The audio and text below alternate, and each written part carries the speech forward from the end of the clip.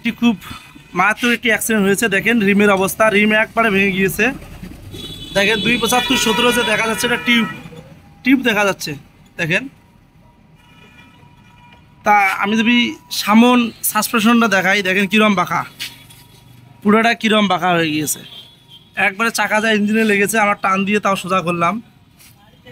আপনারা যখন bike ride করবেন ভাই, একটু দেখে শুনি করবেন, কারণ ইয়ং পোলাপান যে বাইক যে চালায় দেখে ভয় লাগে।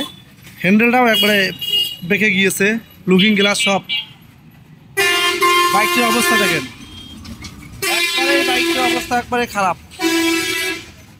এখন আমরা এই রিমটা নতুন লাগাবো, কারণ চলবে না। আর সাসপেনশনগুলো আমরা রিপেয়ার করব। দেখুন কি অবস্থা, আপনাদেরকে রিমটা আবারও দেখাচ্ছি। একবারে টিউব সহ ফুটে হয়ে গিয়েছে। দেখেন, সবাইকে ধন্যবাদ আমার সম্পূর্ণ ভিডিও দেখার জন্য এবং আমার সাথে থাকার জন্য।